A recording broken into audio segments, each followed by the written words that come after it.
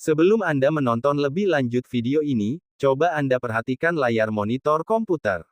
Sepintas mungkin tidak terlalu istimewa, tapi layar monitor itu menyimpan sejarah panjang hingga sampai ke hadapan Anda.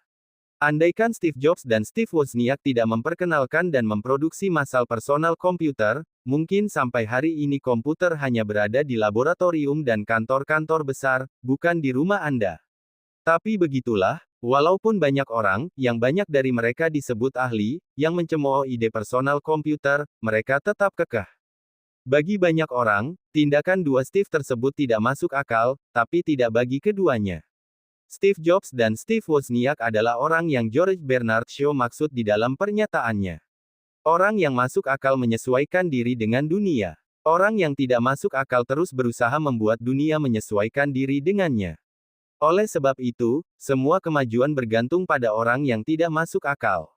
Masuk akal dan tidak masuk akal sebenarnya hanyalah masalah paradigma. Paradigma yang selalu terkungkung yang dalam istilah kerennya status quo, akan merasa terancam ketika ada sesuatu yang berada jauh dari jangkauan paradigma tersebut.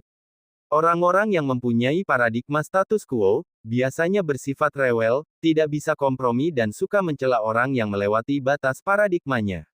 Sebaliknya, orang yang tidak masuk akal mengetahui, selama masih dalam batas kemampuan manusia, semuanya masuk akal. Sehingga menyebabkan mereka berani menantang keyakinan-keyakinan yang ada. Di dalam sebuah organisasi, seharusnya orang-orang yang tidak masuk akal seperti ini diberi porsi lebih. Tapi kenyataannya, mereka seringkali dikekang atau bahkan dikebiri oleh para status quo.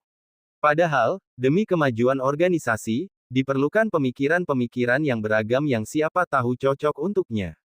Perusahaan Sony telah membuktikan bahwa orang-orang yang tidak masuk akal yang dicap sebagai karyawan bermasalah, berhasil menciptakan Walkman yang termasyhur. Para status quo tidak menyadari itu. Mereka menjadikan keterbatasan paradigma dan apa yang lazim sebagai dasar untuk aktivitas dan pekerjaan mereka. Seolah mereka enggan untuk berpikir lebih keras, lebih nyaman dengan apa yang sudah diperoleh. Padahal perubahan mau tidak mau pasti terjadi. Perubahan tidak memperdulikan siap atau tidak siap, mau atau tidak mau. Nah, kalau kita tetap berpegang teguh kepada keyakinan lama yang salah, sementara perubahan terus-menerus terjadi dengan cepat, mau menyalahkan siapa ketika kita tergilas dan hancur oleh perubahan itu. Perubahan, sepahit apapun harus dihadapi, bukan untuk dilawan. Salah satu cara untuk menghadapi perubahan adalah mau keluar dari belenggu status quo paradigma kita. Setidaknya, ketika kita keluar dari belenggu status quo, menandakan bahwa kita mulai berubah. Nah, semuanya itu perlu belajar, tidak bisa sekaligus. Tapi ada beberapa hal yang harus kita pegang. Hal pertama adalah pertanyaan, apa yang sebenarnya saya inginkan dengan semua ini? Apa yang sebenarnya efektif berguna untuknya? Intinya, kita menyelami terlebih dahulu masalah secara mendalam.